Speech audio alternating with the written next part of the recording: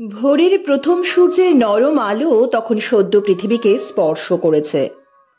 সত্তরোর্ধ্ব দুর্গাবাই বিছানা ছেড়ে গিরিধারী গোপালকে প্রণাম করে ঘর থেকে বেরিয়ে এলো। দিনের কাজকর্ম এবার শুরু হবে। মহলের পরিচারক পরিচারিকাদের দিনের কাজের প্রয়োজনীয় নির্দেশ দিতে হবে। দুর্গাবাই 50 বছর ধরে এই পরিবারের সঙ্গে যুক্ত আছে। রানীমা পর্যন্ত দুর্গাবাইয়ের কথা গুরুত্ব দিয়ে বিবেচনা করেন। ঘর থেকে বেরিয়ে আজ কিছু একটা অস্বাভাবিক ঠেকল দুর্গাবাইয়ের। তার ষষ্ঠ ইন্দ্রিয় বলল কোথাও কিছু একটা ঘটেছে। সিঁড়ি দিয়ে নিচে নেমে এলো দুর্গাবাই। মূল ফটকের দিকে এগিয়ে গেল দুর্গাবাই। সেখানে প্রতাপকে দেখা যাচ্ছে না। ওখানে প্রতাপের থাকার কথা। প্রতাপ এই প্রাসাদের রাত প্রহরী। সকাল 8টায় রঘু আসে। দিনের বেলা পাহারায় থাকে রঘু। দুর্গাবাই দ্রুত পায়ে এগিয়ে গেল প্রদর্শনীশালার দিকে। বছরে একবার 7 দিন ধরে প্রাসাদের বহু বছরের ঐতিহ্য বহুমূল্য সামগ্রীর প্রদর্শনী করা হয়। আজ 7ম দিন। আজই এই বছরের মতো শেষ হবে এই প্রদর্শনী। বহু অভিজাত মানুষ উচ্চ মূল্যে টিকিট কেটে দেখতে আসেন এই রাজ ঐশ্বর্য। চোখ সার্থক হয়। বেশ কিছু অর্থ জমা হয় রাজকোষে। এখন অবশ্য রাজাও নেই, রানীও নেই, রাজত্ব নেই, আর রাজকোষও নেই। একসময় এই ময়ূর মহলের চতুর্দিকে কত ময়ূর ঘুরে বেড়াতো। তাদের কেকাধ্বনি ভেসে আসতো মহলে। এখনো যে আসে না তা নয়, তবে খুব কম। ময়ূরের সংখ্যা প্রায় নেইতে গিয়ে ঠেকেছে। এখন আছে শুধু ময়ূর মহলের ঐতিহ্য, আর আছেন ওই গিরিধারী। তবু দুর্গাবাই এই প্রাচীন ঐতিহ্যর প্রতি প্রচন্ড স্পর্শকাতর। প্রাসাদের মালকিনকে সে রানীমা বলেই সম্বোধন করে। এই বংশই শেষ রাজবংশ। রানীমার মেয়ে স্বপ্নাকেও সে রাজকুমারী বলেই সম্বোধন করে। প্রদর্শনীশালার দরজার সামনে অজ্ঞান হয়ে পড়ে আছে মাধব, প্রদর্শনীশালার প্রহরী। এই 7 দিনের জন্য মাধবকে নিয়োগ করা হয়েছে। দরজাটা খোলা। দরজার তালা ভাঙার কোনো রকম চিহ্ন নেই। খোলা দরজা দিয়ে প্রদর্শনীশালায় ঢুকে দুর্গাবাইয়ের চোখে পড়ল ময়ূর মুকুটের ডিসপ্লে কেসটা খোলা। ময়ূর মুকুট উধাও। নমস্কার বন্ধুরা, ঝিমলির সাথে রহস্য গল্পে আপনাদের সকলকে স্বাগত। আমাদের আজকের গল্প ময়ূর মুকুট রহস্য। গল্পটি ভালো লাগলে লাইক, শেয়ার এবং কমেন্টসের জন্য অনুরোধ রইল। যারা এখনো চ্যানেলটি সাবস্ক্রাইব করেননি সেই সকল বন্ধুদের কাছে অনুরোধ রইল চ্যানেলটি সাবস্ক্রাইব করার। আর যে সকল বন্ধু ইতিমধ্যেই চ্যানেলটি সাবস্ক্রাইব করেছেন তাদেরকে আমার অনেক ধন্যবাদ। আজকের গল্প ময়ূর মুকুট রহস্য। সকালের রোদ যখন বাগানের সবুজ গাছগুলোকে সোনালি রঙে স্নান করাচ্ছে, দিবাকর তখন দিনের প্রথম চায়ের কাপে চুমুক দিচ্ছেন। সঙ্গে আজকের বেশ কিছু সংবাদপত্র টেবিলের উপর ছড়ানো। এটাই দিবাকরের অভ্যেস। এক নয়, একাধিক সংবাদপত্র থেকে সংবাদ পড়েন তিনি। দিবাকর পুলিশ বিভাগ থেকে অবসর নিয়ে এখন প্রাইভেট ডিটেকটিভ হিসেবে কাজ করছেন। পুলিশ বিভাগে কর্মরত অবস্থায় থাকার সময় তিনি তার ধারালো জিহবা আর ততোধিক ধারালো বুদ্ধির জন্য সুপরিচিত এবং সমাদৃত ছিলেন। এখনো কোনো জটিল কেস এলে পুলিশ বিভাগ তাঁর সঙ্গে পরামর্শ করে। সদ্যই দীর্ঘদিন ধরে চলা একটা জালিয়াতি এবং হত্যা মামলার সমাধান করেছেন তিনি। এবার একটু রেস্টের দরকার। নিজের মতো করে সময় কাটাতে চান তিনি। চায়ের কাপে শেষ চুমুকটা দিয়ে কাপ রাখার সাথে সাথেই মোবাইল ফোনটা বেজে উঠল। ঘড়িতে তখন সকাল 8:30। ফোনটা এসেছে পুলিশ ডিপার্টমেন্ট থেকে। মোবাইল স্ক্রিনে ফুটে ওঠা নাম্বার দেখেই দিবাকর স্বগতোক্তি করলেন, শান্তি বড় ক্ষণস্থায়ী। তারপর ফোনটা রিসিভ করলেন। Good morning sir, sorry to disturb you. একটা কেসের ব্যাপারে ফোন করেছিলাম। হাই প্রোফাইল কেস, উপর মহলের চাপ আসতে পারে। Please help us. Please tell me in detail. Dibakar বললেন, স্যার, ময়ূরমহলের বিখ্যাত ময়ূর মুকুট চুরি হয়ে গেছে। ও মাই গড, এটা কি করে হলো? প্রতি বছরের মতো এবছরও রাজপরিবারের ব্যক্তিগত সংগ্রহে থাকা মূল্যবান সামগ্রীর প্রদর্শনী হচ্ছিল। গতকাল ছিল প্রদর্শনীর ষষ্ঠ দিন। আজ প্রদর্শনী শেষ হবার কথা। গতকাল রাতেই ময়ূর মুকুট ময়ূরমহল থেকে চুরি হয়ে গেছে। স্যার, প্লিজ আপনি তাড়াতাড়ি ঘটনাস্থলে চলে আসুন। ওকে, আমি এক্ষুনি আসছি। প্রস্তুত হতে হতেই দিবাকরের মাথায় ময়ূর মুকুটের ভাবনা এলো।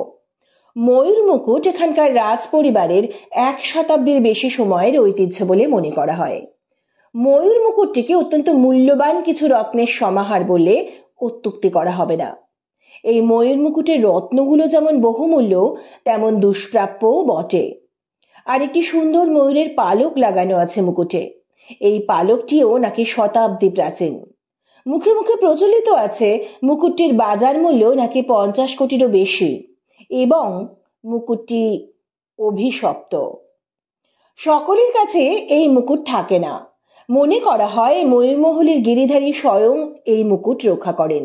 ময়ূর মুকুট নিয়ে যে গল্পটি বহুল প্রচলিত সেটি হলো, কোনো এক রাজা অমিত বিক্রম এই মুকুটটি উপযুক্ত মূল্য দিয়ে কিনে নিতে চেয়েছিলেন, কিন্তু রাজা ময়ূর বাহন তাতে সম্মত হননি। রাজা অমিত বিক্রম তখন গোপনে ইন্দ্রনাথ নামে নিজের রাজ্যের একজনকে পাঠিয়েছিলেন রাজা ময়ূর বাহনের রাজ দরবারে। ইন্দ্রনাথ খুব ভালো বাঁশি বাজাতেন। তার বাঁশির সুরে মুগ্ধ হয়ে রাজা ময়ূর বাহন তাকে নিজের দরবারে রেখে দেন। কিন্তু ইন্দ্রনাথকে ময়ূর মুকুট চুরির উদ্দেশ্যে রাজা অমিত বিক্রম পাঠিয়েছিলেন। কোনো এক রাত্রে সুযোগ বুঝে ইন্দ্রনাথ ওই মুকুট চুরি করতে গিয়েছিল। পরের দিন ইন্দ্রনাথকে অচেতন অবস্থায় পাওয়া যায়। জ্ঞান হবার পর সে জানায় যে সে যখন ওই মুকুটে হাত দেয় তখন একটা বাঁশির সুর শুনে পেছন ফিরে তাকিয়ে দেখে স্বয়ং ময়ূরমহলের গিরিধারী বাঁশি হাতে নিয়ে হাসছেন। তারপর তিনি তার বাঁশিটা দিয়ে ইন্দ্রনাথের মাথায় আঘাত করেন। ইন্দ্রনাথের চোখের সামনে অন্ধকার নেমে আসে। শোনা যায় কিছুদিন পর প্রথমে ইন্দ্রনাথের বাঁশি বাজানোর ক্ষমতা চলে যায় এবং তারপর তার কথা বলার ক্ষমতা নষ্ট হয়ে যায়। আর রাজা অমিত বিক্রম কোনো এক দুরারোগ্য ব্যাধিতে আক্রান্ত হয়েছিলেন। তিনি বহুদিন বেঁচেছিলেন, কিন্তু শয্যাশায়ী ছিলেন, সম্পূর্ণ পক্ষাঘাতগ্রস্ত হয়ে গিয়েছিলেন, কথাও বলতে পারতেন না। এরপর আর ময়ূর মুকুট হস্তগত করার চেষ্টা কেউ করেনি। আজ এত বছর পর আবার। চিন্তার জাল ছিন্ন করলেন দিবাকর। নিজেই তার গাড়ি ড্রাইভ করে পৌঁছে গেলেন ময়ূরমহলে। মহলের মূল দরজায় বেশ কিছু পুলিশ মোতায়েন রয়েছে। মহলের চারপাশে ঘোরাঘুরি করছে পুলিশ। দিবাকর প্রবেশ দ্বার দিয়ে প্রবেশ করলেন।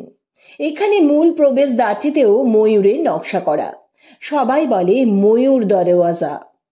ময়ূর দরওয়াজা দিয়ে ভেতরের দিকে এগিয়ে যেতেই দেখা হলো চন্দ্রচূড়ের সঙ্গে। চন্দ্রচূড় পুলিশ বিভাগেই আছে, দিবাকরের থেকে অনেক জুনিয়র। চন্দ্রচূড় জয়েন করার 1 বছরের মধ্যেই দিবাকর অবসর নিয়েছিলেন, কিন্তু ওই 1 বছরের মধ্যেই চন্দ্রচূড় দিবাকরকে ভীষণ সম্মান করত, একই সঙ্গে পছন্দও করত। দিবাকরকে দেখেই চন্দ্রচূড় সম্ভাষণ করলেন। সুপ্রভাত স্যার, আসুন আসুন, আপনাকে দেখে নিশ্চিন্ত হলাম, ভেতরে চলুন। সুপ্রভাত চন্দ্রচূড়, আমারও অনেকদিন পর তোমাকে দেখে ভালো লাগছে। তোমার সাথে কাজ করব ভেবে আরো ভালো লাগছে ইয়াং ম্যান। হ্যাঁ স্যার, আবারও আপনার থেকে নতুন কিছু শেখার সুযোগ হবে ভেবে আমিও খুশি। চলুন। প্রদর্শনীশালার ভেতরে গিয়ে দেখা গেল পুলিশি তদন্ত তখনও চলছে। High profile case. বোজোকেও নিয়ে আসা হয়েছে। বোজো হলো পুলিশ ডিপার্টমেন্টের ট্রেন্ড ডগ। এর আগে বেশ কিছু জটিল সমস্যার সমাধানে বোজো খুব ভালো কাজ করেছে। বোজোকে নিয়ে আসা হয়েছে দেখছি চন্দ্রচূড়, ভালো হয়েছে, কাজে সুবিধা হবে। হ্যাঁ স্যার, সেই ভেবেই নিয়ে আসা, কিন্তু এখানে এখনো পর্যন্ত বোজোর সেরকম আশাপ্রদ ভূমিকা লক্ষ্য করা যাচ্ছে না। এখানে অপরাধী বেশ চতুর, বোজো এখনো আমাদের কিছু আশার আলো দেখাচ্ছে না। চলো যাওয়া যাক। ভেতরে যেতে পুলিশ বিভাগের পূর্ব পরিচিত অনেকের সঙ্গেই দেখা হলো। কুশল বিনিময়ের পর দিবাকর এগিয়ে গেলেন চুরি যাওয়া ময়ূর মুকুটের ডিসপ্লে কেসের দিকে। ডিসপ্লে কেসের তালা খোলা, মুকুট উধাও। দিবাকর লক্ষ্য করলেন পুরো ঘরটাতে চন্দনের গন্ধ ঘুরে বেড়াচ্ছে। গন্ধটা কিন্তু বেশ তীব্র। ডিসপ্লে কেসের কাছে গিয়ে চন্দনের গন্ধ আরো তীব্র হলো। আর দিবাকর দেখলেন কেসের কাছে হলুদের চিহ্ন। কেসের আশেপাশে হলুদ বাটা ছড়ানো আছে। এবার পুরো ঘরটা ঘুরে দেখলেন দিবাকর। চন্দ্রচূড়, ঘরে চন্দনের গন্ধ পাচ্ছ? হ্যাঁ স্যার, পাচ্ছি। তাই মুকুটের সঙ্গে জড়িয়ে থাকা এই মহলের গিরিধারী গোপালের শতাব্দী প্রাচীন লোককথার কথা মনে পড়ে যাচ্ছে। তুমি কি ভাবছো চন্দ্রচূড়? গিরিধারী গোপাল নিজে এসেছিলেন মুকুট নিতে? না স্যার, তা নয়, এর তো কোনো যুক্তি নেই। তবে চন্দনের গন্ধ, কাঁচা হলুদ, এসব দেখে কেমন যেন একটা অনুভূতি হচ্ছে। গিরিধারী কি আর এই মহলে থাকতে চাইছেন না? তিনি নিজেই কি মুকুট সরিয়ে সেই ইঙ্গিত দিচ্ছেন? শুনেছি ময়ূরমোহরের গিরিধারী খুব জাগ্রত। আমিও তাই শুনেছি। চন্দ্রচূড়, প্রহরীদের জ্ঞান ফিরেছে? বয়ান নেওয়া হয়েছে? হ্যাঁ স্যার, নেওয়া হয়েছে। তাতেই তো আমি আরো কনফিউজড হয়ে যাচ্ছি। ওদের বয়ানেও ওই গিরিধারীর কথাই পাওয়া যাচ্ছে। সেটা কিরকম? এই ঘরটা আপনি চেক করে নিন স্যার, আমি ওদের ডেকে পাঠাচ্ছি। আপনি নিজে কথা বলে নেবেন।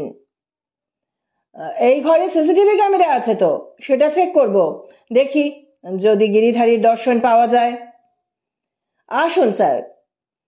শুধু এই ঘরেই নয়, গেটের কাছেও একটা ক্যামেরা লাগানো রয়েছে। কিন্তু চেক করে দেখা গেল রাত 2টো থেকে 2:15 পর্যন্ত সিসিটিভি ক্যামেরা কাজ করেনি। গিরিধারী সকলকে দর্শন দেন না হে চন্দ্রচূড়, তাই 15 মিনিট ক্যামেরা কাজ করেনি। প্রহরীদের ডাকো। প্রতাপ এসে দাঁড়ালো। এখনো মনে হচ্ছে ঘোরের মধ্যে আছে। দিবাকর প্রথমে কথা বললেন প্রতাপের সঙ্গে। প্রতাপ, তুমি এখানে কতদিন কাজ করছো?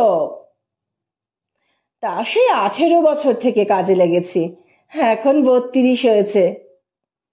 বাড়ি কোথায় তোমার? এই কাছেই। কটা থেকে কটা পর্যন্ত তোমার ডিউটি? রাত 8টা থেকে সকাল 8টা। গতকাল রাতে তুমি অজ্ঞান হয়ে গেলে কি করে প্রতাপ? স্যার, আমি তো ময়ূর দরওয়াজার ভেতর দিকে পাহারায় ছিলাম। হঠাৎ মনে হলো বাগানের দিক থেকে মৃদু বাঁশির সুর শোনা যাচ্ছে। মৃদু কিন্তু মোহিত করে দিচ্ছিল আমাকে। এগিয়ে গেলাম বাগানের দিকে, যে দিক থেকে বাঁশির আওয়াজ আসছে। সেদিকে এগিয়ে যেতে দেখি মৃদু আলো যেন দেখা যাচ্ছে, আর একটা মিষ্টি মিষ্টি গন্ধ নাকে আসতে লাগলো। ভাবলাম গিরিধারী স্বয়ং এসেছেন। যত এগুলাম মৃদু আলোটা যেন কমতে কমতে নিভে গেল। হঠাৎ মনে হলো পিছন থেকে একটা কিছু আমার নাকে এসে ঝাপটা মারলো। একটা মিষ্টি গন্ধ। আর আমার কিছু মনে নেই। ঠিক আছে, তুমি যাও, মাধবকে পাঠিয়ে দাও। আচ্ছা স্যার। নমস্কার স্যার, আমি মাধব। এখন কেমন আছো মাধব? ছাড়, আগের চাইতে ভালো। এখন একটু ঘুম ঘুম লাগতেছে। মাধব, তোমার বাড়ি কোথায়? কাছেই। ওই ওই ওই প্রতাপ আর আমি এক জায়গাতেই থাকি। ওই তো আমাকে এই কাজটার কথা বললো। গত রাতে তুমি অজ্ঞান হয়ে গেলে কি করে? ছাড়, আমি তো এই প্রদর্শনীর ঘরের এখানেই থাকি। এখানে সারা রাত লাইট জ্বলে, কালো জ্বলছিল। হঠাৎ লাইট নিভে গেল। আমি কি হয়েছে দেখতে আগিয়ে গেলাম। মোর দরওয়াজার দিকে যাচ্ছি তো কানে এলো স্বয়ং গিরিধারী যেন বাঁশি বাজাচ্ছেন ওই কদম গাছের পেছন থেকে। একটা নরম আলো যেন ঠিক ওইখান থেকে আসছে। আমি আগিয়ে গেলাম। যত যাই আলোর জোর আরো কমে আসে। একটা মিষ্টি গন্ধ পাচ্ছিলাম। হঠাৎ মনে হলো মিষ্টি গন্ধটা কেউ যেন আমার নাকে আরো বেশি করে ঢুকিয়ে দিল। একটা নরম পরশ। তারপর আর কিছু মনে নাই। আজ সকালে সবাই আমার ঘুম ভাঙায়। ঠিক আছে, তুমি এখন যেতে পারো মাধব, দরকার হলে আবার ডাকবো। প্রতাপকেও বলে দিও। মাধব চলে গেল। কি বুঝছেন স্যার ওদের কথা শুনে? সত্যিই কি গিরিধারী নিজে এসে মুকুট নিয়ে গেছেন? এই পরিবারের উপর থেকে কি তাহলে গিরিধারীর কৃপা উঠে গেল? এত তাড়াতাড়ি কোনো সিদ্ধান্তে এসো না চন্দ্রচূড়, এটা কলিযুগ। সত্য দাপর ত্রেতা যুগে শুনেছি ঈশ্বর স্বয়ং পাপীকে শাস্তি দিতেন। কলিযুগে ঈশ্বর বিচার করে শাস্তি দেন মানুষের মধ্যে দিয়েই। এই যে প্রতাপ, মাধব, এদের বয়ান নিয়ে ভালো করে ভাবো, এদের উপর নজর রাখো কখন কোথায় যাচ্ছে। যদি দেখি এদের সঙ্গে চোরের আঁতাত আছে, আমি আশ্চর্য হব না। ময়ূর মুকুটের মূল্য সম্পর্কে আন্দাজ আছে তো? তার থেকে ভাগ পেলে সেটা খুব কম অঙ্কের অর্থ হবে না। হতে পারে প্রতাপ আর মাধবকে জানিয়েই তাদের অজ্ঞান করা হয়েছিল, চোরের কাজ সহজ করার জন্য। ওদের ওপর নজর রাখার ব্যবস্থা করো। আর চলো, বাড়ির বাকি সকলের সঙ্গে কথা বলা যাক। আসুন স্যার, আপনাকে রানীমার ঘরে নিয়ে যাই। উনি ওনার ঘরে আছেন। দিন 15 আগে বাথরুমে পড়ে গিয়ে পা ভেঙে গেছে, উঠতে পারছেন না। চলুন আমরা ওনার ঘরে যাই। রানীমার ঘরের সামনে গিয়ে দরজায় টোকা দিল চন্দ্রচূড়। উঠে এলো এক 70 বৃদ্ধা। তাদেরকে ভেতরে নিয়ে গেল। রানীমাকে হাত জোর করে প্রণাম জানিয়ে দিবাকর আর চন্দ্রচূড় বসলেন। রানীমার ইশারাতে ওই বৃদ্ধা ঘরের বাইরে গেলেন। সম্ভ্রান্ত চেহারার 60 রানীমাকে দেখলেই বোঝা যায় কম বয়সে তার কি রূপের জৌলুস ছিল। দিবাকর বললেন, রানীমা, আপনাদের ময়ূর মুকুট চুরির বিষয়ে আপনার সাথে একটু কথা বলতে চাই। হ্যাঁ বলুন। আপনার এই চুরির জন্য কাউকে সন্দেহ হয়? দেখুন, এই মুকুট মহামূল্যবান। অর্থের দিক থেকে তো বটেই, এই মুকুট আমাদের পারিবারিক মর্যাদার সাক্ষ্য বহন করে। এই মুকুটের একটা ইতিহাস আছে, সুতরাং এর ঐতিহাসিক গুরুত্ব অপরিসীম, সেটা প্রায় সবারই জানা। তারপরেও যে কে সাহস করলো এমন কাজ করতে? আচ্ছা রানীমা, অতি সম্প্রতি কেউ এই মুকুটের প্রতি আগ্রহ দেখিয়েছে? হ্যাঁ, একজন আমাকে জানিয়েছিল সে এই মুকুট কিনতে আগ্রহী। আসলে এই রাজবংশে এখন আমি আর আমার একটিমাত্র কন্যা বর্তমান আছে। সেও নিঃসন্তান, আমার কাছেই থাকে। এখন তো আর সেই অর্থে রাজা বা রাজত্ব নেই। এই ময়ূরমহল ছাড়াও আমাদের আরেকটি বিলাসবহুল প্রাসাদ আছে। সেটা আগে রাজাদের বিশ্রামস্থল হিসেবে ব্যবহার হতো। রাজারা রাজকার্যে ক্লান্ত হয়ে পড়লে ওই প্রাসাদে গিয়ে কিছুদিন বিশ্রাম নিয়ে আসতেন। এই রাজা অর্থাৎ আমার স্বামী বেঁচে থাকতে বহু অর্থ ব্যয় করে ওই প্রাসাদকে উচ্চমানের হোটেল হিসেবে তৈরি করে দিয়ে গেছেন। এখন বিত্তশালী মানুষেরা ওই হোটেলে এসে থাকেন। ওই হোটেল থেকে আমাদের ভালোই অর্থ উপার্জন হয়।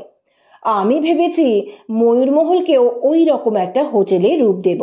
আমরা নিজেরা আমাদের প্রয়োজন মতো ঘর নিয়ে থাকবো আর বাকি হোটেল ভাড়া দেব। কিন্তু তার জন্য বিপুল অর্থের প্রয়োজন। আমি এর জন্য রাজপরিবারের কিছু মূল্যবান জিনিস বেচতে মনস্থ করেছিলাম। তাই রমেন চন্দ্র নামে একজন ব্যক্তিকে ডেকেছিলাম। উনি প্রাচীন জিনিসপত্রের একজন ভালো ব্যবসায়ী। আমি এর আগেও ওনার সঙ্গে কাজ করেছি। যেসব জিনিস বিক্রি করেছি উনি সঠিক মূল্য দিয়েই কিনে নিয়েছিলেন। তাই এবারেও ওনাকেই ডেকে পাঠিয়েছিলাম। যে জিনিসগুলো বিক্রি করব সেগুলো দেখতে দেখতে উনি হঠাৎ ময়ূর মুকুটের প্রসঙ্গ তুললেন। উনি বললেন উনি বাজার দর যাচাই করে ন্যায্য মূল্যই দেবেন। ওই একটা জিনিস বিক্রি করলেই হোটেল তৈরির খরচ উঠে আসবে, এমন কথাও বলেছিলেন। প্রথমে আমি একটু ভাবার সময় চেয়েছিলাম, তারপর রাজি হইনি। এই মুকুট এই রাজপরিবারের ঐতিহ্য। দুর্গাবাইও আমাকে বলল, অর্থ আসে যায়, কিন্তু পারিবারিক ঐতিহ্য কখনো কেনা বেচা যায় না, অর্জন করতে হয়। এই মুকুট এই রাজবংশের ঐতিহ্য। আমি জানিয়েছিলাম আমি মুকুট বিক্রি করব না। উনি আর জোর করেননি বটে, তবে একটু গম্ভীর হয়ে গিয়েছিলেন। ইন্টারেস্টিং, দিবাকর বললেন। আপনি ওনার ঠিকানাটা আমাকে একটু দেবেন? হ্যাঁ দিচ্ছি। আপনি বললে আমি ওনাকে মহলে ডেকে পাঠাতে পারি। না, তার কোনো প্রয়োজন নেই, আমি নিজেই যাব। আপনি জানাবেন না যে আমি যাব। আর কেউ কি আছেন যিনি এই মুকুটের বিষয়ে আগ্রহ দেখিয়েছেন? না, এই মুকুট কেনার সামর্থ্য খুব কম লোকেরই আছে। তবে আর একজন আছেন যিনি এই মুকুট নিয়ে কাজ করছেন। তিনি এই মুকুট কেনার বিষয়ে অবশ্য কোনো আগ্রহ দেখাননি। মুকুট নিয়ে কাজ করছেন? কে তিনি? মুকুট নিয়ে কি কাজ করছেন? অধ্যাপক শাক্য বসু। তিনি একজন প্রত্নতত্ত্ববিদ। আমাদের এই রাজ পরিবারের ইতিহাস নিয়ে তিনি গবেষণা করছেন। সেই জন্য এই মুকুট নিয়েও কাজ করছিলেন। এই যে প্রদর্শনী শুরু হয়েছে, প্রদর্শনী শুরুর দিন থেকে মুকুট নিয়ে উনি কাজ করছিলেন। সকালে যখন প্রদর্শনী শুরু হয় তার 2 ঘন্টা আগে উনি আসছিলেন, প্রদর্শনী সারাতে বসে কাজ করছিলেন। তারপর মহলের লাইব্রেরিতে গিয়ে কাজ করেন, বা আগে অনুমতি নিয়ে রেখে আমার সাথে কথা বলেন রাজ পরিবারের ইতিহাস নিয়ে। রানীমা, আপনাদের প্রদর্শনীর সময়সীমা কতক্ষণ? দুপুর 12টা থেকে রাত 8টা পর্যন্ত। ঠিক আছে রানীমা, আমি ওনার সাথেও কথা বলবো। উনি আজ এসেছেন?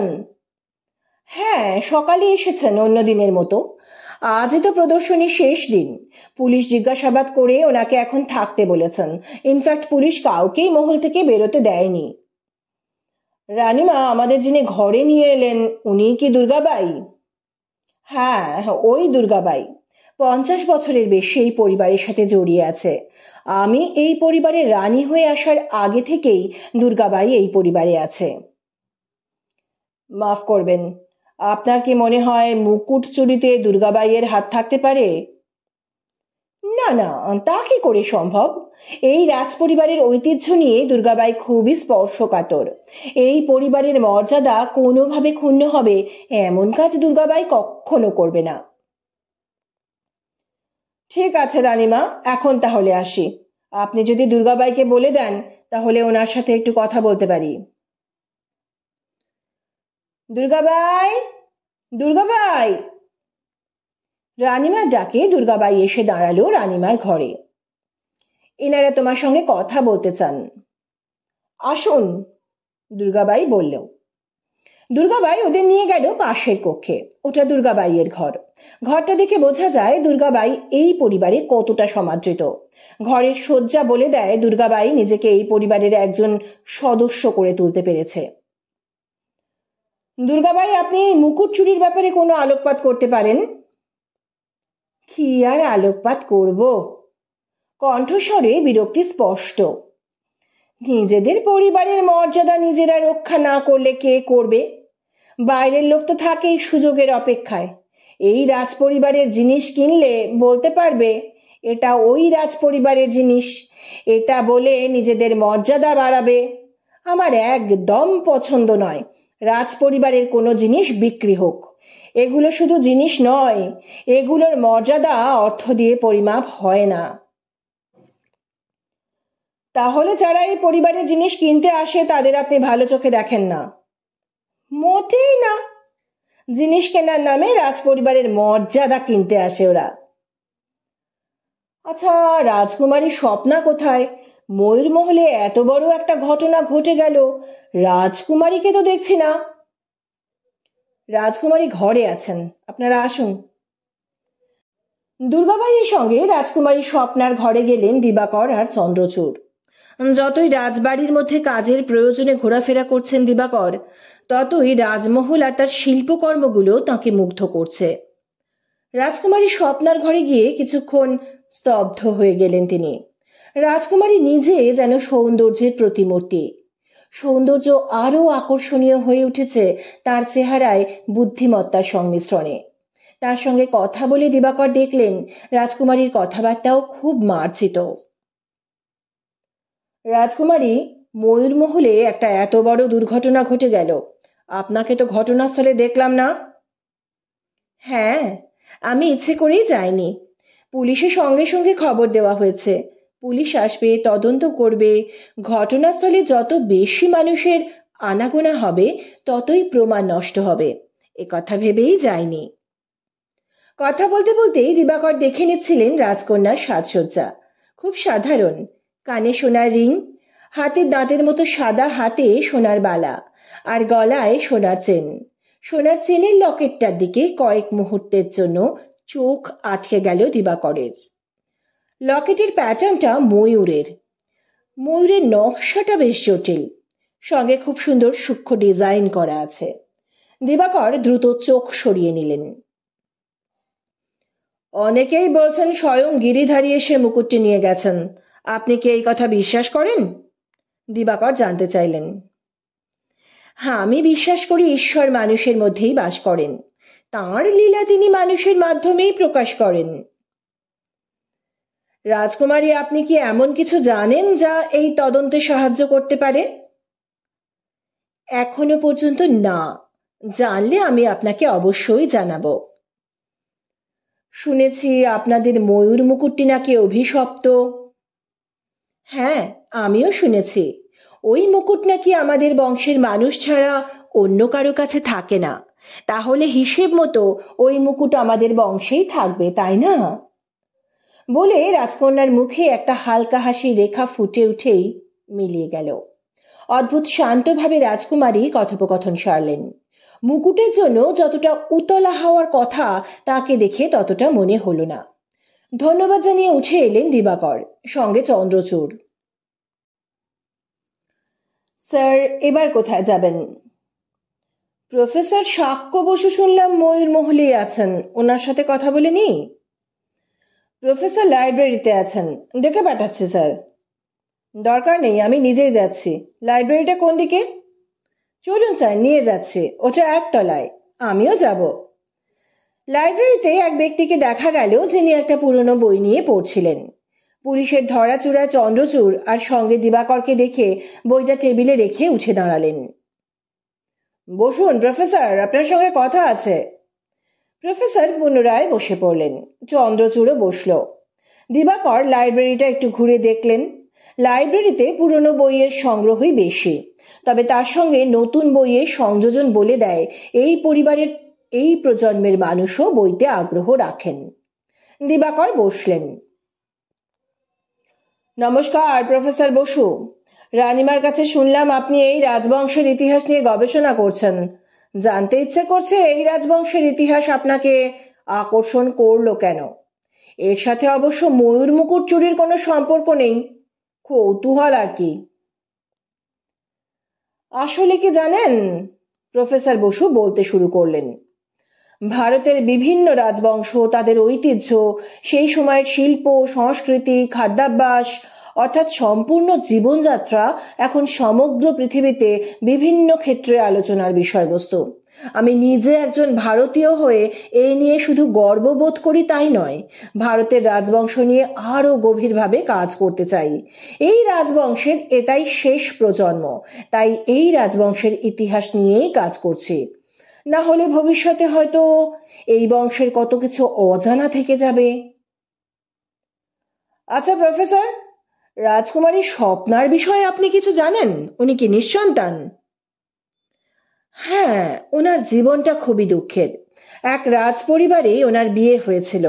বিয়ের 1 মাসের মধ্যেই ওনার স্বামী পথ দুর্ঘটনায় মারা যান। তারপর আর কি, যেমন হয়। অপয়া অপবাদের বোঝা মাথায় নিয়ে ফিরে আসেন রাজকুমারী। রাজকুমারী কিন্তু খুব বুদ্ধিমতী আর মার্জিত। বেশ, প্রফেসর, আপনি যে বইটা দেখছিলেন মনে হচ্ছে এটা এই রাজবংশকে নিয়েই লেখা, তাই কি? বইটা দেখতে আগ্রহ হচ্ছে। হ্যাঁ, এর আগে কোনো একজন ব্যক্তি এই রাজবংশের বিষয় লিখেছিলেন। বইটা আমি এই লাইব্রেরিতেই পেলাম। হতে পারে তিনি এই বংশের কোনো রাজার পৃষ্ঠপোষকতায় বইটা লিখেছিলেন।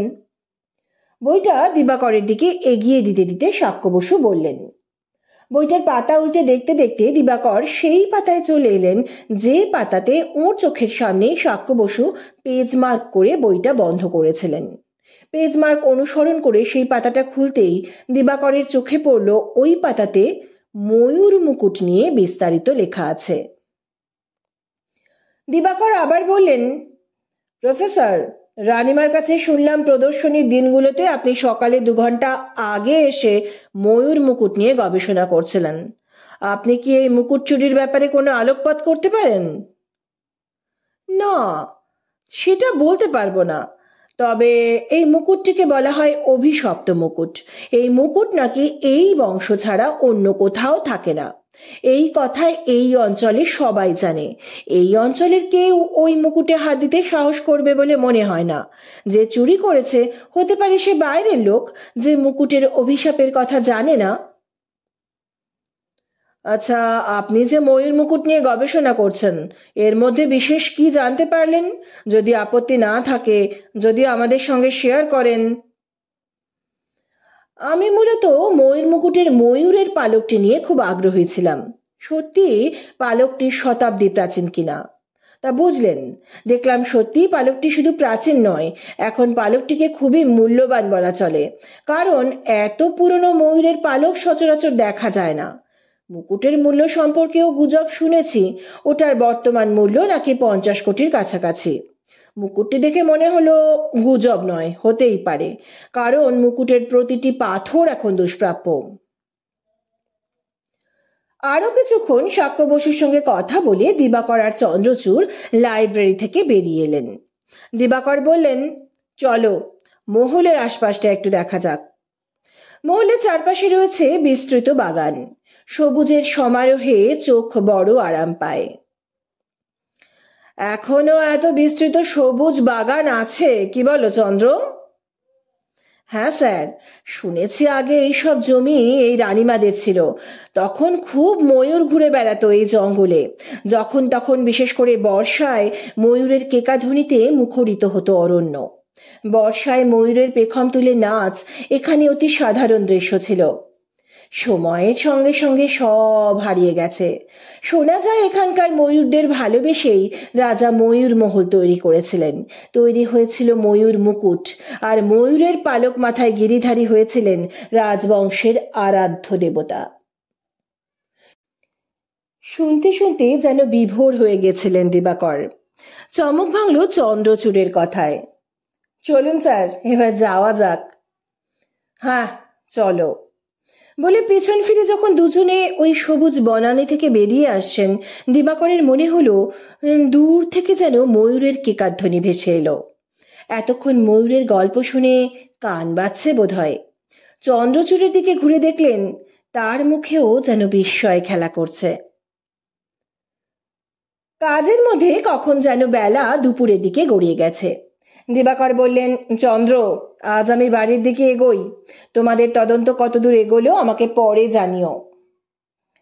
স্যার, আমি বিকেলেই আপনার বাড়ি যাব। আপনার সঙ্গে কথা বললে মগজটা চলে ভালো। বেশ বেশ, চলে এসো। চায়ের আমন্ত্রণ রইল। Thank you sir, it's my pleasure. Dibakar নিজে গাড়ি ড্রাইভ করে এগিয়ে গেলেন। গাড়ি চালাতে চালাতে হঠাৎই তাঁর মাথায় কিছু একটা খেলে গেল। গাড়ির স্টিয়ারিং ঘুরিয়ে বাড়ির দিক থেকে চলে এলেন অন্য রাস্তায়। ঠিকানাটা একবার স্মরণ করে নিলেন, এগিয়ে গেলেন। যদিও দুপুর হয়ে এসেছে, তবুও একবার দেখতে দোষ কি? হ্যাঁ, কপাল ভালো, রমেনচন্দ্রের দোকানটা খোলাই আছে। দোকানের সামনে গাড়ি দাঁড় করিয়ে এগিয়ে গেলেন দিবাকর। দরজা দিয়ে প্রবেশ করতে করতে মনে হলো একটা অন্য জগতে প্রবেশ করছেন। প্রবেশ দ্বারটি তৈরি হয়েছে মুঘল আমলের শিল্পবোধকে মাথায় রেখে। দেওয়ালে ও ছাদে কলিঙ্গ স্থাপত্য রীতির অনুকরণে কারুকার্য করা। ছাদ থেকে নেমে এসেছে ঝাড়বাতি। দেওয়ালের গায়ে বাতি স্ট্যান্ড লাগিয়ে তাতে মোমবাতি লাগানো আছে। আর আছে পুরনো দিনের অনুকরণে তৈরি ল্যাম্প। এগুলো মনে হয় সন্ধেবেলা জ্বলে। মানতেই হবে, রমেনচন্দ্র তাঁর ব্যবসাটা বোঝেন।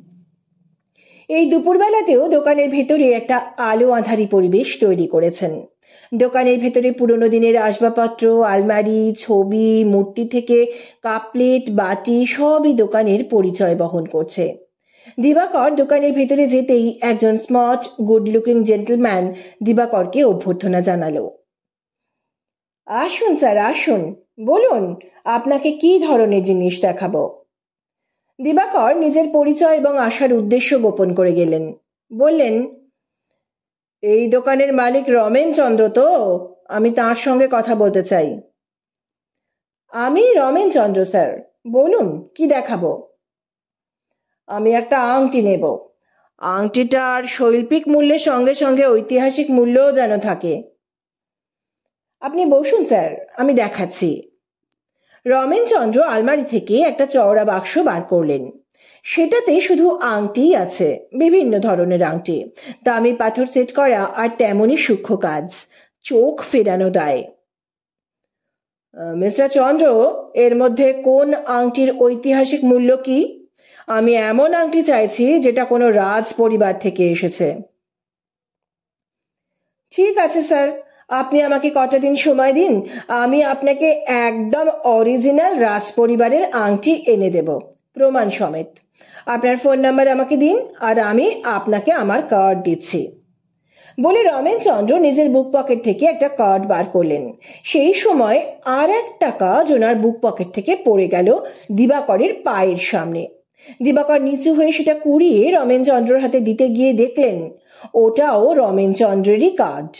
কার্ডের উল্টো পিঠ সাদা, আর সেখানে লেখা আছে, মুকুটের গুরুত্ব শুধু রত্ন আর পালকে নয়। দিবাকর কার্ডটা ফেরত দিলেন। রমেনচন্দ্র যে কার্ডটা দিলেন সেটা নিয়ে উল্টে পাল্টে বললেন, আপনি কোন রাজবাড়ির আংটি আমাকে দেখাবেন সেটা এই কার্ডের পেছনে একটু লিখে দিন প্লিজ, আমার মনে শান্তির জন্য। রমেনচন্দ্র কার্ডের পেছনে লিখে দিলেন ময়ূরমহল। আর দিবাকরের অভিজ্ঞ চোখ বুঝে নিল একটু আগে দেখা কার্ডের পেছনে লেখার সঙ্গে এই হাতের লেখা মিলে গেছে। দিবাকর রমেনচন্দ্রের দোকান থেকে বেরিয়ে বাড়ির দিকে গাড়ি ঘুরিয়ে দিলেন। সন্ধ্যে 6টা। দিবাকরের মোবাইল ফোনটা বেজে উঠল। চন্দ্রচূড় কলিং। হ্যাঁ বলো চন্দ্র, কি খবর, কখন আসছো? সরি স্যার, কথা রাখতে পারলাম না। আজ একটা মিসিং ডায়েরি করা হয়েছে। একটা কিশোরী মেয়েকে সকাল থেকে পাওয়া যাচ্ছে না। আমার উপর দায়িত্ব পড়েছে স্পটে গিয়ে ইনভেস্টিগেট করার। অল্প বয়সী মেয়ে তো, তাই আর্জেন্ট। আমি কাল সকালে আসছি আপনার বাড়িতে, একসাথে চা খাবো। ঠিক আছে চন্দ্র, তুমি এখন স্পটে গিয়ে ইনভেস্টিগেট করো, দেখো মেয়েটাকে পাও কিনা। কাল সকালে আবার তোমার সাথে কথা হবে। সন্ধ্যা চাটা নিজের সঙ্গেই খেতে খেতে ময়ূর মুকুটের তদন্তের একটা সিনপসিস তৈরি করলেন দিবাকর। প্রথমত, দুজন গার্ডকে অজ্ঞান করা হলো। হতে পারে তারা স্ব ইচ্ছায় অজ্ঞান হয়েছে, যদি অপরাধীর সঙ্গে তাদের আঁতাত থেকে থাকে। মুকুটের যা মূল্য, সঠিক দাম পেলে ভাগে ভালোই টাকা আসবে। কিন্তু কনফিউশন হলো দুজনেই ওই অঞ্চলের লোক, তাই মুকুটের অভিশাপ সম্পর্কেও ওয়াকিবহাল। তারা এই কাজে রাজি হবে কিনা সেটা বিবেচনার বিষয়। তবে কেউ যদি চাপ সৃষ্টি করে। দ্বিতীয়ত, আসা যাক রানীমার কথায়। তিনি নিজেই পা ভেঙে বিছানাতে শয্যাশয়ী। আর তার কোনো মোটিভ আছে কি?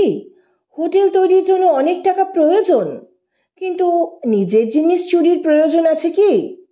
না, নেই। চাইলে স্বচ্ছন্দে তিনি ওটা বিক্রি করতে পারতেন। তৃতীয়ত, দুর্গাবাই 50 বছর ধরে রাজপরিবারের সেবায় নিয়োজিত, পরিবারের ভালো মন্দের সঙ্গে ভীষণভাবে জড়িত। এখন সে পরিবারের একজন হয়ে গেছে। এই পরিবারের সঙ্গে একটা মানসিক যোগ অনুভব করে। রানীমাও তার কথাকে গুরুত্ব দিয়ে বিবেচনা করেন। দুর্গাবাইয়ের পক্ষে এই কাজে যুক্ত থাকা সম্ভব? একটা সম্ভাবনা থেকে যায়। দুর্গাবাই রাজপরিবারের পুরনো ঐতিহ্য সম্পর্কে খুবই রক্ষণশীল। রানীমা হোটেল তৈরির জন্য রাজপরিবারের কিছু জিনিস বিক্রি করে দিচ্ছেন। ময়ূর মুকুট কেনার প্রস্তাবও তার কাছে এসেছে। যদি তিনি ঝোঁকের মাথায় বিক্রি করে দেন, তাই রাজপরিবারের পুরনো ঐতিহ্য রক্ষা করতে দুর্গাবাই মুকুট চুরি করে সরিয়ে রাখতে পারে, যাতে মুকুট এই পরিবারে থেকে যায়। চতুর্থত, রাজকন্যা স্বপ্না বুদ্ধিমতী, মার্জিত, রুচিশীল একজন মহিলা, কিন্তু মুকুট চুরির বিষয়ে অদ্ভুতভাবে নির্লিপ্ত। কোনো উত্তেজনা বা দুশ্চিন্তার আভাস পাওয়া গেল না। রাজপরিবারের মুকুট গিরিধারী রক্ষা করবেন, অথচ তার গলার হারের লকেটে ময়ূরের মোটিফ। ময়ূরের ডিজাইনটা সুন্দর তো বটেই, সঙ্গে জটিলও বটে। ওই লকেটের মধ্যে কি কোনো রহস্য আছে? পঞ্চমত, প্রফেসর শাক্য বসু রাজপরিবারের ইতিহাস নিয়ে গবেষণা করছেন, কিন্তু ময়ূর মুকুটকে বিশেষভাবে গুরুত্ব দিচ্ছেন। কেন? প্রদর্শনীর 6টা দিনই সকালে শুধু ময়ূর মুকুট নিয়ে গবেষণা করেছেন। লাইব্রেরিতে যে বইটা পড়ছিলেন তাতেও ময়ূর মুকুট নিয়েই পড়াশোনা করছিলেন। দিবাকর নিজে দেখেছেন ময়ূর মুকুটের পাতায় পেজ মার্ক করা। ময়ূর মুকুট নিয়ে প্রফেসর বেশি আগ্রহ দেখাচ্ছেন নাকি? ষষ্ঠত রমেন চন্দ্র। পুরনো জিনিসপত্রের ব্যবসা। জিনিসপত্রের ঐতিহাসিক মূল্যের উপর জিনিসের দাম বহুলাংশে নির্ভর করে। তার উপর ময়ূর মুকুটকে দুষ্প্রাপ্য রত্নের সমাহার বলা হয়। শতাব্দী প্রাচীন ময়ূরের পালকটিও এখন দুষ্প্রাপ্য। এই মুকুটের মূল্য রমেন চন্দ্র ভালোই জানেন। তাই কি কার্ডের পিছনে লিখে রেখেছেন, মুকুটের গুরুত্ব শুধু রত্ন আর পালকে নয়। সিনপসিসটা পর্যালোচনা করার পরেও দিবাকরের মাথায় একটা কাঁটা খচখচ করছে। তদন্তের সময় তিনি এমন কিছু একটা দেখেছেন যেটা খুব সাধারণ, আলাদা করে চোখে পড়ার মতো নয়, কিন্তু এই কেসে এর গুরুত্ব অপরিসীম। কি সেটা কিছুতেই চিহ্নিত করতে পারছেন না। তাই সকাল থেকে দুপুরে সমস্ত ঘটনার খুঁটিনাটি বারবার পর্যালোচনা করছেন। একবার কিচেনে ঢুকে হলুদের কৌটো নিয়ে নাকের সামনে ধরলেন, আবার ঠাকুর ঘরে এসে চন্দন কাঠ নিয়ে নাকের সামনে ধরলেন। হঠাৎ ছোটবেলার একটা গল্প মনে পড়ল, যেটা তখন ঠাকুমার কাছে শুনেছিলেন। এক রাস অস্বস্তি নিয়ে রাতের খাওয়া শেষ করে একটা সিগারেট ধরিয়ে পায়চারি করতে লাগলেন দিবাকর। কি কি কি সেই লিঙ্ক যেটা মিসিং? শুতে যত রাতি হোক সকাল 6টাতে উঠে পড়েন দিবাকর। 8টার সময় চন্দ্রের আসার কথা। দিনের প্রাথমিক কাজকর্ম সেরে 7:30টার মধ্যে রেডি হয়ে গেলেন দিবাকর। চন্দ্রচূড় ঠিক 8টাতে কলিং বেল বাজালো। চায়ের টেবিলে আলোচনা শুরু হলো দুজনের। চন্দ্র, গতকাল তোমার ওই কিশোরীর সন্ধান পাওয়া গেল? হ্যাঁ স্যার, ওই এলাকারই এক মহিলা লোভ দেখিয়ে নিয়ে গিয়ে নিজের এক আত্মীয়ের বাড়ি আটকে রেখেছিল। সময় মতো না গেলে হয়তো পাচার হয়ে যেত। বাহ, এটা একটা ভালো কাজ হয়েছে।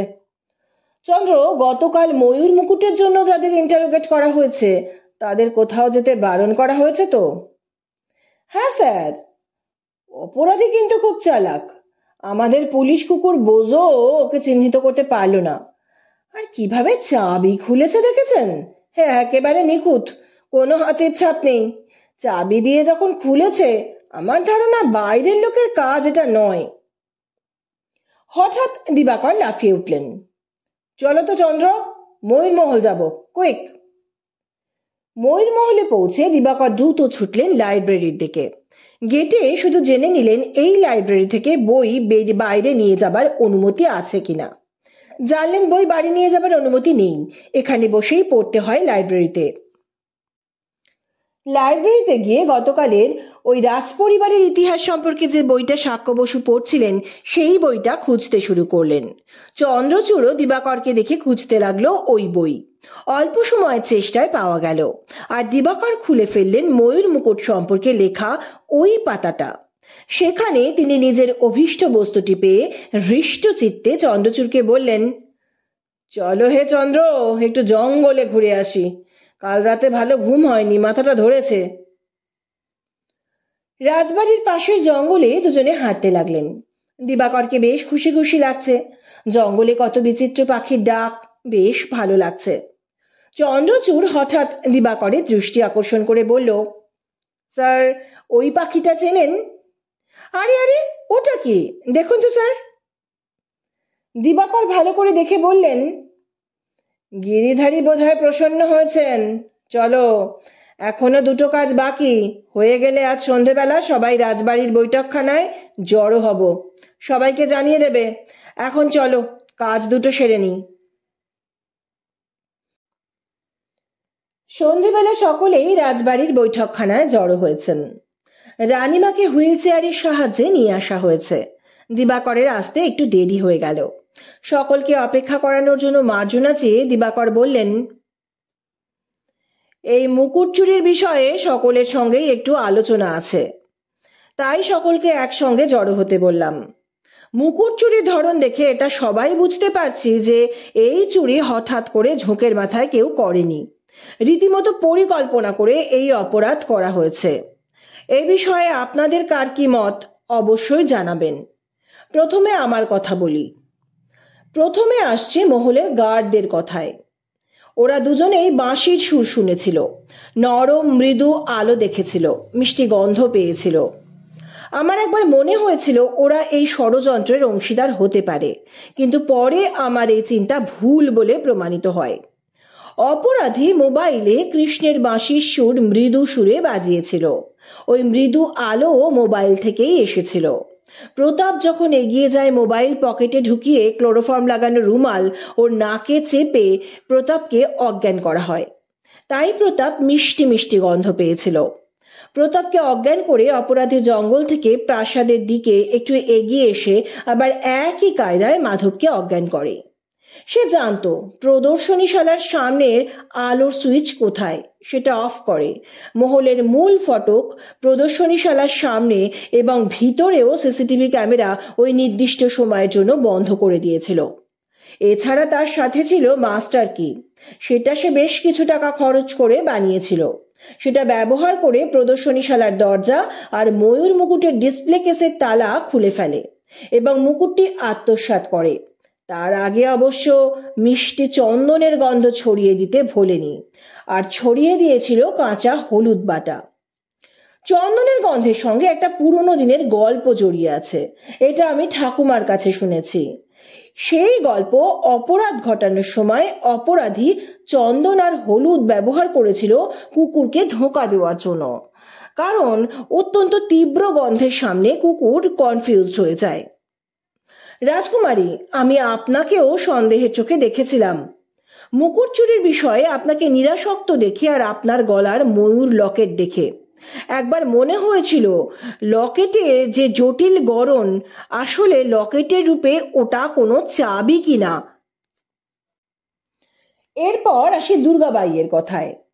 দুর্গাবাই রাজ পরিবারের ঐতিহ্য নিয়ে এতটাই রক্ষণশীল যে আমার মনে হয়েছিল রাজ পরিবারের ঐতিহ্য বাঁচাতে সে নিজেই এটা চুরি করে নিজের কাছে রাখতে পারে। এদিকে আবার রমেনচন্দ্র নিজের কার্ডে লিখে রেখেছেন মুকুটের গুরুত্ব শুধু রত্ন আর পালকে নয়। বুঝলাম মুকুটের মূল্যের সঙ্গে এর ঐতিহাসিক গুরুত্বও রমেনবাবুকে আকর্ষণ করেছে। প্রফেসর বসু আবার লাইব্রেরিতে বসে ময়ূর মুকুটের ইতিহাস নিয়েই পড়াশোনা করছিলেন। এত কিছু বিষয় একত্র করেও আসল জায়গায় পৌঁছতে পারছিলাম না।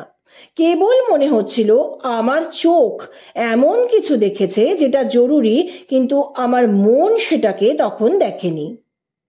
আজ সকালে চন্দ্রচূড় যখন বলল অপরাধী চাবি ব্যবহার করে নিঃশব্দে কাজ সেরেছে, আমার তক্ষুনি মনে পড়ে গেল আমি কি দেখেছি।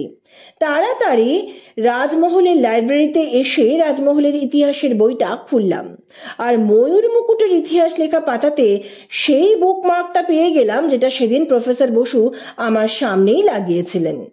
ওটা আসলে ছিল একটা কার্ড, যাতে একটা ফোন নাম্বার আমি পেলাম। আসলে এটা একটা ছোট সাদা কার্ড, ফোন নাম্বারের পাশে একটা চাবির ছবি আঁকা আছে। হয়তো যিনি নাম্বারটা লিখে দিয়েছিলেন অথবা যিনি নাম্বারটা লিখে নিয়েছিলেন তিনি ওটা কার নাম্বার মনে রাখার জন্য চাবির ছবি এঁকেছিলেন। কারণ অনেক সময় নাম লিখে নিলেও আমাদের মনে থাকে না ওটা কে বা ওই ফোন নাম্বারটা কার। এক্ষেত্রে সিম্বল ব্যবহার করলে মনে থাকে ওটা কার নাম্বার। আমিও মাঝে মধ্যেই এরকমটা করে থাকি। তারপর আর কি, আপনারাও বুঝতে পারছেন। মানে আমি তো বলেই দিলাম ওই কার্ড ওখানে কে রেখেছে, আমি নিজে চোখে তাকে রাখতে দেখেছি। তাই তো প্রফেসর বসু? আপনি আমাকে জিজ্ঞেস করছেন কেন? সাক্ষ্য বসু বললেন। আর কাকে করব? এতক্ষণ ধরে কি শুনলেন? আপনি বললেন সবাই শুনলো। আপনি তো পুলিশ বিভাগেই চাকরি করতেন। আপনাদের স্বভাবই এই যে প্রকৃত অপরাধীকে ধরতে না পারলে যে কোনো কাউকে জোর করে অপরাধী সাজিয়ে নিজেদের অপারগতা ঢেকে ফেলা। কিন্তু প্রফেসর, ওই ফোন নাম্বারের মালিক দীনেশ যে আপনার কথাই বলল। মোটা টাকার বিনিময়ে আপনি ওই চাবি ওকে দিয়ে করিয়েছেন এবং কথাটা গোপন রাখার জন্য বলেছেন, কিন্তু নিজের ভুলেই ওই ফোন নাম্বার লেখা কার্ড শুধু বইতে বুকমার্ক হিসেবে ব্যবহার করেননি, ওই বইতে কার্ডটা ফেলে রেখেও চলে এসেছেন। সবই গিরিধারীর ইচ্ছা, বুঝলেন? আপনি আমি নিমিত্ত মাত্র। এসব বাজে কথা রাখুন। পুলিশ থেকে চাপ দিয়ে আপনারা যার মুখ থেকে যার নাম খুশি বলিয়ে নিতে পারেন, এতে কোনো অপরাধ প্রমাণ হয় না। আমি লয়ারের সাথে কথা বলবো। নিশ্চয়ই বলবেন, এটা আপনার আইনসম্মত অধিকার। আচ্ছা প্রফেসর বসু, আপনি কি জানেন এই মহলের পাশের জঙ্গলে আগে অনেক ময়ূর ছিল? আচ্ছা, এখনো কি ময়ূর আছে? দিবাকর জিজ্ঞেস করলেন। সেটা আমি কি করে জানবো? জানার তো কথা, আপনি এখানে রোজ আসেন। মহলের মূল ফটক ছাড়াও জঙ্গলের ওই দিকে, মহলের পেছন দিকে মহলে প্রবেশের একটা ছোট গেট আছে, সেটা জানেন? হ্যাঁ, সেটা তো সবাই জানে। সবাই যেটা জানেন না সেটা হলো এইটা, বলে দিবাকর একটা ছবি বার করলেন। ছবিটি বড় সাইজের। দিবাকর ছবিটা ঘুরিয়ে সবাইকে দেখালেন। ছবিটিতে দেখা যাচ্ছে একজন ব্যক্তি একটা ব্যাগ হাতে ময়ূর মহলের ছোট দরজা দিয়ে ভেতরে প্রবেশ করছে। ছবিটা প্রিন্ট করা হয়েছে টাইম শুদ্ধ। টাইম তখন রাত 1:57। ব্যক্তির মুখটা স্পষ্ট দেখা যাচ্ছে, প্রফেসর বসু। দিবাকর আরও একটা ছবি দেখালেন, যেটাতে প্রফেসর বসু বেরিয়ে যাচ্ছেন, হাতের ব্যাগের ভেতরে কিছু আছে। এই ছবি আপনি কোথায় পেলেন? এতক্ষণ চুপ করে থাকার পর প্রশ্ন করলেন রানীমা। গিরিধারীর ইচ্ছা বলতে পারেন রানীমা। মহলের পাশের জঙ্গলে নাকি আবার ময়ূর দেখা যাচ্ছে। অল্প হলেও দেখা যাচ্ছে। আমি গতকাল নিজে ডাক শুনেছি। এই কথা বন দপ্তরের কাছেও পৌঁছেছে কিছুদিন হলো। বন দপ্তর এই তথ্যের সত্যতা যাচাই করতে এই জঙ্গলে কয়েকটা সিসিটিভি ক্যামেরা বসিয়েছে। তার একটার মুখ আপনার মহলের ছোট গেটের দিকে। আজ সকালে জঙ্গলে গিয়ে একটা পাখি দেখতে গিয়ে ক্যামেরাটা চন্দ্রচূড়ের নজরে আসে। তারপর আর কি, বন দপ্তরের সঙ্গে যোগাযোগ করে পুলিশ এই ফটোগ্রাফ সংগ্রহ করে। রানীমা, এটা কলিকাল। ভগবান স্বয়ং ধরাধামে অবতীর্ণ হন না, কিন্তু মানুষের মধ্যে দিয়েই ন্যায় বিচার করেন। হঠাৎ প্রফেসর সাক্ষ্য বসু বললেন, না না, এ গিরিধারীর অভিশাপ। আমি সেদিন এই ময়ূর মুকুটের অভিশাপের কথাই ওই বইতে পড়ছিলাম। যে যখন এই মুকুটের ওপর লোভ করেছে সে তখনই শাস্তি পেয়েছে। আমি বিশ্বাস করিনি, তাই আমার আজ এই অবস্থা হলো। কেন করলেন এই কাজ? লোভ, লোভ, আরো ভালো থাকার লোভ। আন্তর্জাতিক পাচার চক্রের একজনের সাথে পরিচয় হয়। আসলে ওরা পরিচয় করে নেয় যদি প্রত্নতাত্ত্বিক কোনো জিনিস পাওয়া যায়। বিদেশে এগুলো বহু মূল্যে বিক্রি হয়। আমি এই মুকুট মোটা টাকার বিনিময়ে ওদের হাতে তুলে দিয়ে অবসর নিয়ে ইতালিতে গিয়ে সেটেলড হব ভেবেছিলাম। অভিশাপ, অভিশাপ, ময়ূর মুকুটের অভিশাপ। দুহাতে মুখ ঢাকলেন সাক্ষ্য বসু। ময়ূর মুকুট রহস্য সমাধানের পর চন্দ্রচূড় দিবাকরকে জিজ্ঞেস করলো, স্যার, আপনি রাজকুমারী স্বপ্নাকে কেন সন্দেহ করেছিলেন? মানে ওনার উদ্দেশ্য কি হতে পারে ভেবেছিলেন? দিবাকর বললেন, ওই একই। স্যার, ঠিক বুঝলাম না। রাজ পরিবারের আয়ের উৎস এখন হোটেল ব্যবসা।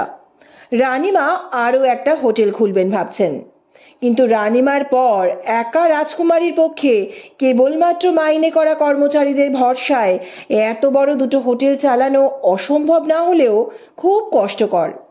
রাজকুমারী ময়ূর মুকুট বিক্রি করে সেই টাকায় ইতালির সাসিনিয়া দ্বীপে সাদা বালির সৈকতে স্ফটিক স্বচ্ছ জলে পা ডুবিয়ে খেলা করবেন। এটা কল্পনা করা কি খুব কষ্টসাধ্য, চন্দ্রচূড়? শেষ হলো ময়ূর মুকুট রহস্য। শীঘ্রই আসছি আর একটি নতুন গল্প নিয়ে। সুস্থ থাকবেন, ভালো থাকবেন। নমস্কার।